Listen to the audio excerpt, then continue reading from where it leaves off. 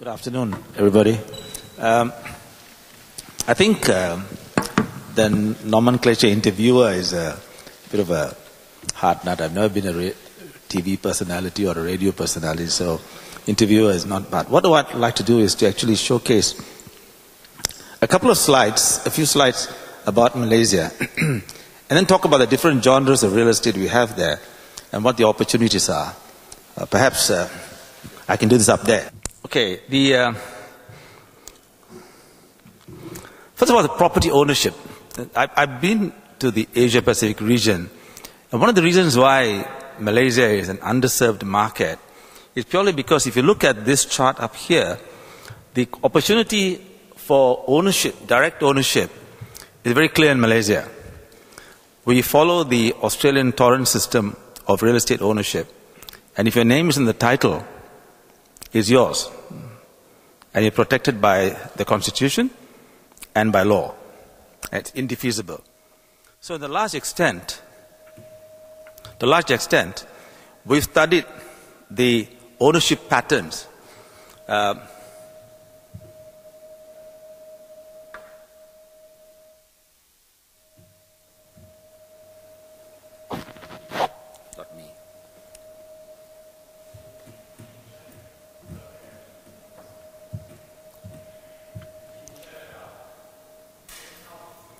Hello? My phone is not on. I think it's carry on. Okay. All right. Okay. So, if you look at the ownership pattern, because Malaysia has got, you can have direct ownership, you can buy land, and you can buy freehold, and you have statutory protection. I was outside there looking at the promotion for Bintan Island, and it says there very clearly at the back of the brochure that absolute freehold property can only be owned by Indonesians, cannot be owned by anybody else, except through a joint venture company. So almost every other country except Japan, you have to have a local partner. But in Malaysia, you can, without having to have one. Secondly, we've learned a few lessons from some of the other countries in the region. We also have a River of Life program. And this River of Life, which is actually, I think, partly being led by the man sitting in front of me here, from MRCB, is actually a plan to resuscitate our river running through Kuala Lumpur. And the way it's being designed, because we have land on both sides of the river, when it's completed, in another 5 years' time, it'll make Kuala Lumpur a brand new city. The third benefit for Malaysia is we have a regular train service within the city which goes through the low-cost housing areas.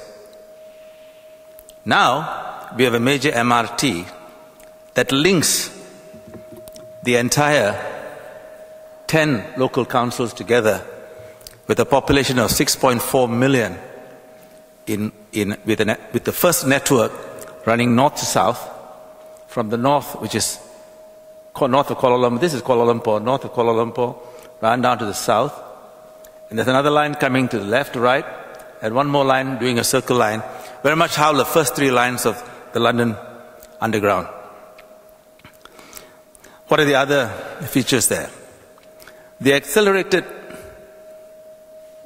transportation and infrastructure hub will improve the greater population of Greater Kuala Lumpur from 6 million currently to 10 million by 2020 by inward migration from the rest of the country. And this will make real estate values very much higher. And if you look at Iskandar, Malaysia, right across Singapore, people buying options in Iskandar, Malaysia now, and trading it at 100,000 ringgit. The real estate market there has exploded as Singaporeans realize that construction costs are not going to come down, and as the infrastructure in Iskandar reaches a point where all this is now connected right across the border of Singapore, without the toll, which means the connectivity is so important and the infrastructure is so complete with telephony, water, sewage facilities, and all the other impediments that are normally in an expanding economy. Something that wasn't there 10 years ago is now complete. The National Equity Corporation, Khazanah, has spent $4 billion building the infrastructure in place. And as of last week, it's there. And if you look at the density, Singapore has a population density of 8,300 per square kilometer. In Johor, it's 2,700. MPI as a government agency, we are working with the Singapore Manufacturers Federation. As Jurong Town Corporation speaker before me talked about integration of Singapore. But Singapore can't expand any further. So what they're trying to do is they're trying to relocate the industries outside Malaysia into Johor. So MPI and the Johor Singapore Manufacturers Association are working to help to relocate them with grants from the Singapore government. This is Puteri Harbour. Today's Business Times has a full-page front supplement, center page, double spread, about a property developer who has outlined the photograph of what Puteri Harbour will look like in 8 years' time. You got all the infrastructures complete. You got this Puteri Harbour right across the border here. And this is where the new MRT line from Singapore is supposed to end, where the high-speed rail from Kuala Lumpur to Singapore will also end here. So the completion of immigration will be done on the Malaysian side to enter into Singapore. If you look at Medini, this again already a success story. The proposed southern access road across, so that it comes into Singapore across the ring road, from across Singapore and into Malaysia. And this is the master plan. 50% already booked. The Chinese are now the biggest investors in Medini. And in Penang, new bridge that's coming across from here to here. The present bridge is there, and the second bridge is under construction already. Penang is scheduled to become the electronic and electrical capital of Asia, with more and more American companies relocating there. Microsoft has a research division there, converting their software from English to Mandarin and to Korean. They also have new factories being located on the other side of the causeway here, on the mainland. A lot of Singapore investors have invested in Penang, believing that Penang could have the same land values of Singapore eventually. And this is Kota Kinabalu in Sabah. It has got a free airport, 17 airlines flying into Kota Kinabalu every day, and they have a larger proportion of tourists per head of population than Peninsular Malaysia has. For a population of 2 million, they get 800,000 visitors, nearly 1 million visitors a year. This is what we do. We promote Malaysia internationally in the region, especially in Southeast Asia Pacific region and the Middle East. And what we do is make it seamless for foreign investors to come to Malaysia. As a government agency, we do not charge a fee for helping you find the right investment opportunities in Malaysia. And if you give me your card, you'll get an update every month on what's happening in the real estate markets in the capital cities of Penang, Malaysia, Kuala Lumpur, Iskandar, and bits of Sabah and Sarawak. Now, I'm going to interview my friend, Dato' N.K. Tong.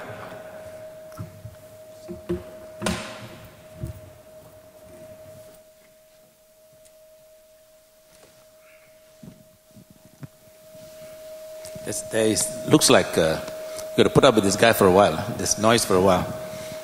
Okay, I've given an overview of what Malaysia is all about on that context. But what I really ask is, let's look at the residential market, because that seems to be the most exciting for Singaporeans, especially across in Johor Bahru, in Iskandar, in Kuala Lumpur, and also in Penang.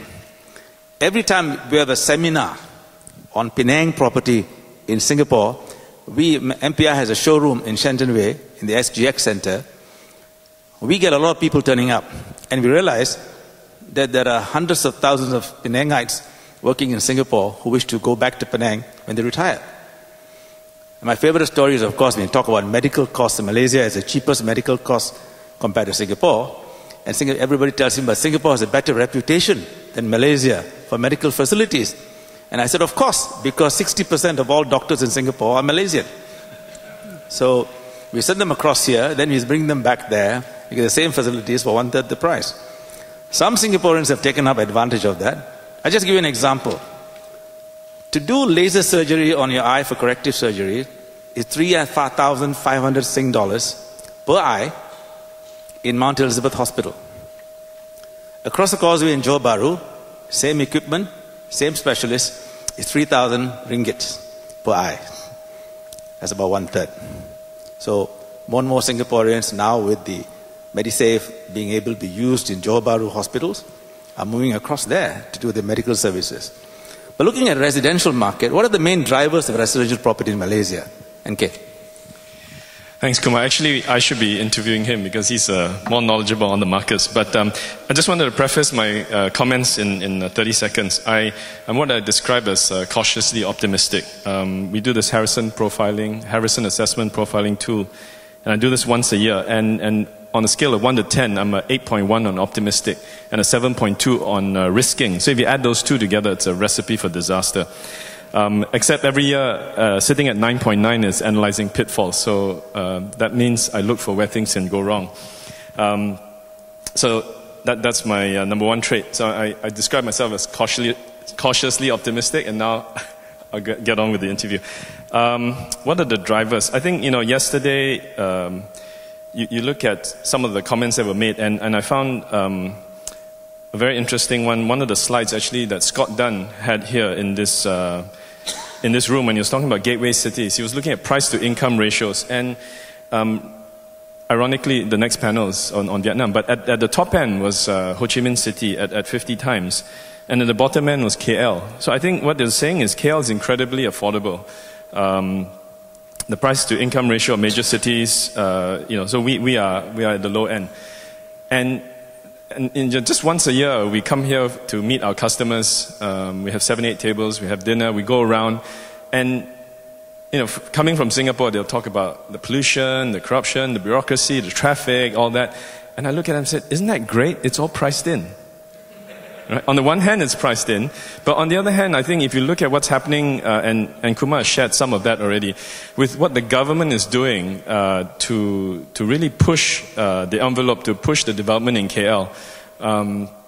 We heard from Dato' just now on what MRCB is doing with KL Central. He's got a couple of other projects up his sleeve, which he's not going to talk about just yet. But with Iskandar, with Penang, the river of life. I'm very excited about it. You look at, I've been to see the Chongai Chon stream in Seoul. It's not really a river, that's a stream. After they transform that place, they get 64,000 visitors a day, close to 20 million a year. You look at Chicago, they used to turn their back to the river. Today, the river cruises there, architectural cruises are fully booked. Just in this neighborhood, you go look at Clarke Quay, and that's transformed itself. And if you look at the River of Life itself, the amount of money they're putting in, and it's not just that the size of it, they're giving a lot of green space, and they're taking all the best practices from around the world and just making it better.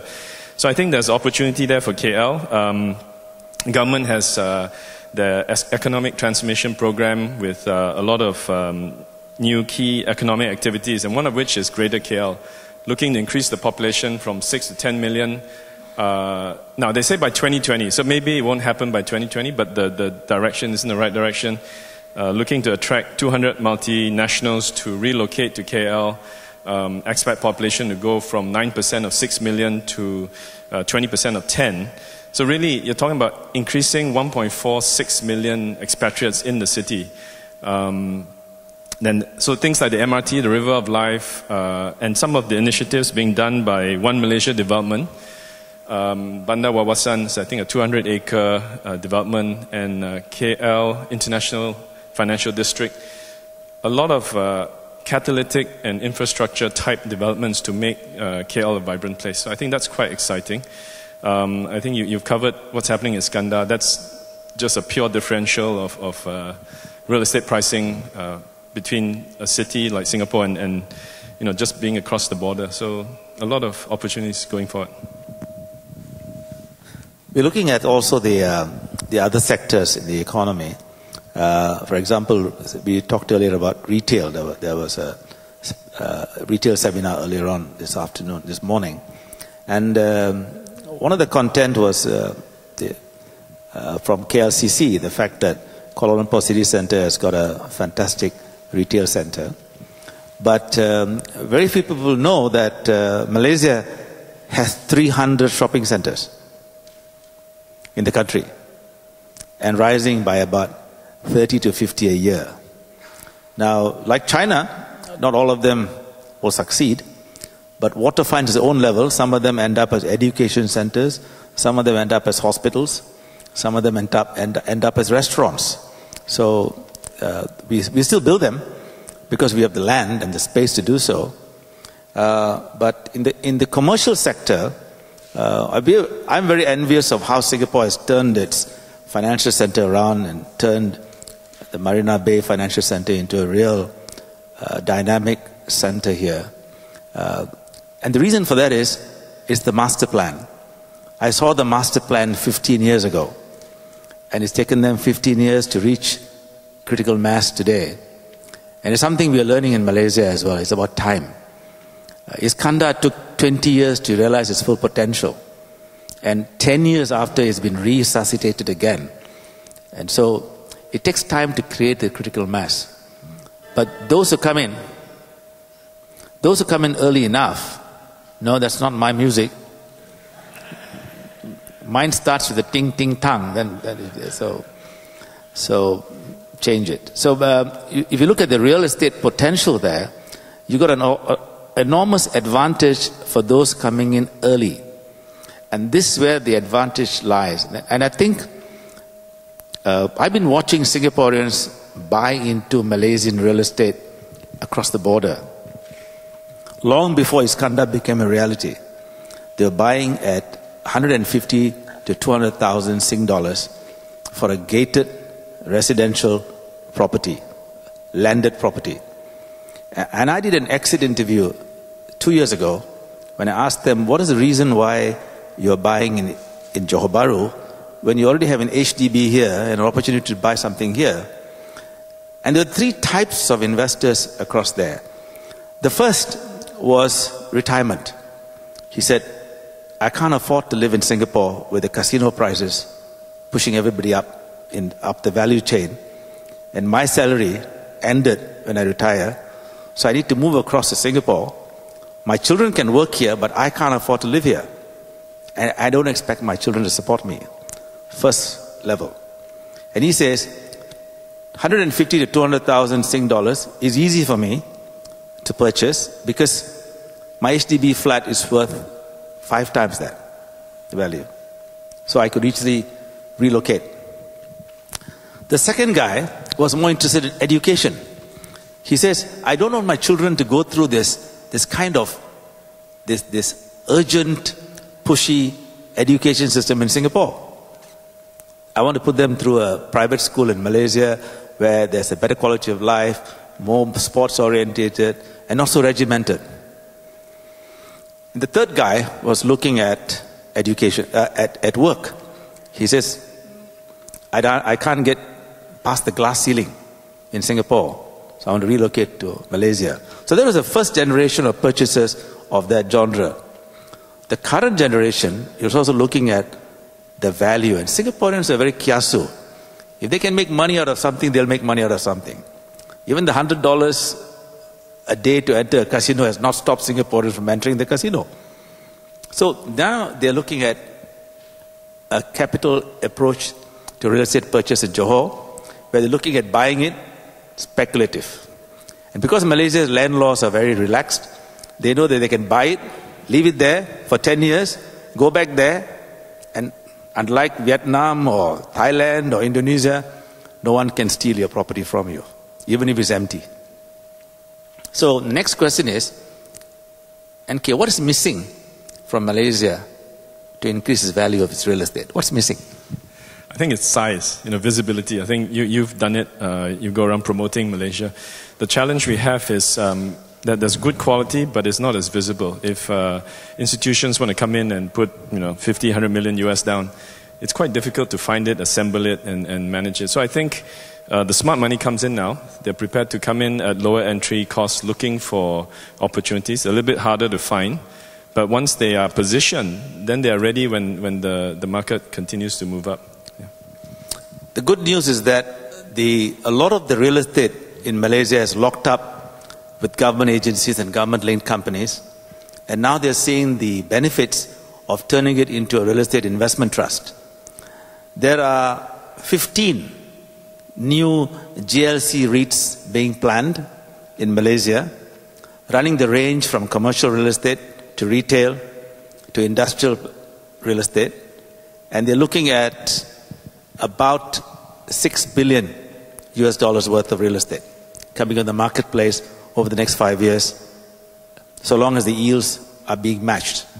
Right now, a lot of them are held in private equity hands, and they're going to capitalize on that and take advantage of the new opportunities in the market within Asia-Pacific region. So if you want to interest in that kind of genre, whether it's hospitality, hospital REITs, commercial REIT, industrial REIT, or retail REITs, you've got to come and talk to us. Yeah. Because these are companies that require some expertise. They require some talent to also come in and help them to package the deal. And they also require some expertise in managing it after they've listed the REIT. So with that, I think I've run the list. Anything else to add? Yeah, I think, on top of that also, the government is very intent on increasing a couple of KPIs. I mean, the motto right now is 2020 by 2020. So being the top 20 in the world in terms of cities, in terms of ease of doing business, as well as being the top 20 in livability. So I think ease of doing business, we're almost there, if not there already. And now the focus is on livability. And all this, again, in the next 10 years. And that's why the MRT, the River of Life, etc. And, when we're at home, sometimes and when I travel, there's some skeptics who say, look, can we really do this? Is the government really focused on it? And the anecdote I'd share is, maybe in my dad's time, to try and get a passport renewed, it would take him weeks, if not months. And then it became days, and today it's hours. And most recently, about 2 months ago, it took my wife 45 minutes. So they've already done that with certain industries, and also including a registration of documents within a day. They're now focusing on construction permits. So there is a move in the right direction. And again, because we're starting from a low base, any improvement, I think, is going to just make the whole environment much better. So I'm quite cautiously optimistic. Okay, that's our speech for the day for half an hour. What else? Anyone has any questions to ask about Malaysia? NK will answer it. Or you? So, any questions? Yes, sir. Okay, good. This works. I have a question. Can you share with us some information on the level of FDI coming into the property sector in Malaysia? Has it been increasing over the last couple of years with the new government? And if you can maybe provide a little bit of color to that. Thank you. Okay. In residential property, because of the very seamless way of selling real estate in Malaysia, our housing developers act as the average Malaysian only needs a 10% deposit to buy a home across the board. So 97% of homes are sold to Malaysians. Only 3% of homes are sold to foreigners, unlike Singapore, where it's about 30%. So we could do with a little bit more foreign investment in residential market. But in the commercial and industrial market, it's very active. Last year, we received $4.3 billion US dollars in retail, commercial, and industrial investment, foreign investment, which is about 11% of the total real estate market in non-residential property. So 11% is foreign content, and it's been rising every year. It started off in 2008-7, it was the highest at about 6%, then went to 8, then 10, and last year was 11%. And this year, there are more investments coming into the market as the oil and gas companies come into Malaysia to serve as a hub for Southeast Asia. As a foreigner, how much do I have to put down to buy a house in Malaysia? Pardon? How much do I have to put down as a foreigner if I want to buy a house in Malaysia? You have to buy at least, the value of the property has to be at least more than 250,000 US dollars. Okay, and then, but how much percentage, how much can I borrow from the bank? 70% of that. 70%, okay. From the local bank. From the local bank, yeah, of course. If you're buying it off the plan, yeah, your interest rate is 4.5%. If you're buying it second hand, that means a completed property, it's about 7.2%.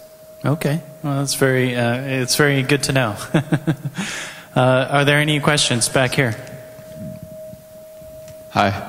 One of the concerns that Singapore investors tell me they have about investing in JB or KL is the crime situation. The Singapore newspapers here highlight frequently the violence that takes place at, recently at KL shopping centers or at JB. What role do you think that plays in keeping Malaysian property relatively cheap, and how is that?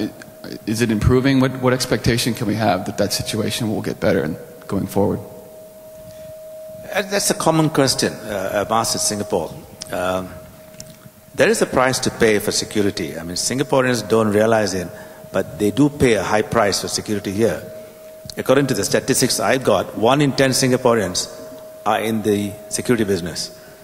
So we don't have 1 in 10 Malaysians in the security business, but I think we tend to mobilize all the resources when crime happens, and a lot of it is because Malaysia is such an open economy and we have such porous boundaries.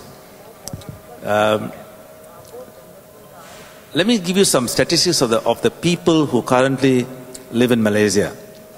We have 1 million Indonesians living in Malaysia as workers, 500,000 Bangladeshis, 100,000 Nigerians, 250,000 Iranians, and about 200,000 Indians of Indian origin, on top of the 3.5 million Indians already living as Malaysians for the last 100 years. This diverse number of people here come in as students, come in as tourists, and sometimes they get lost. They go into the system and disappear. Some of them are drug peddlers, some of them. So we have a range of people and we try and keep tabs on them. And sometimes, for lack of work, some of them do end up being quite creative in trying to get it. But I must tell you, our police force is probably one of the finest in solving a crime. They have never not caught a perpetrator who is highlighted in the newspaper. So crime does happen, but it's not as prevalent as you might think. I mean, all of us know somebody in Kuala Lumpur who's had a handbag snatched or who's been held up in a lonely corner.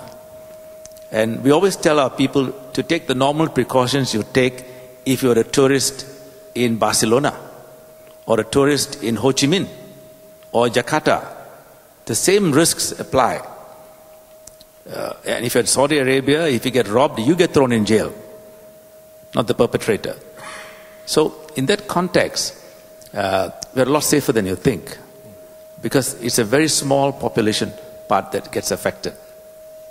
I think 2 things I'd add to that, which I brought up earlier. One is that we're starting from a very low base, so it can only get better. The other one is, as part of the livability index, I think the government's very serious about tackling crime, and so there are a lot of KPIs around that. And the third thing is, with the improvement of infrastructure, with spaces like the River of Life, it just brings it more, once you change the environment of a city and people feel proud to be there, to actually enjoy the lifestyle, I think you'll see the shift in the crime statistics of people moving out, doing it elsewhere, or just going away. So the idea is to create an environment that actually discourages that type of activity. Yeah, so it looks good.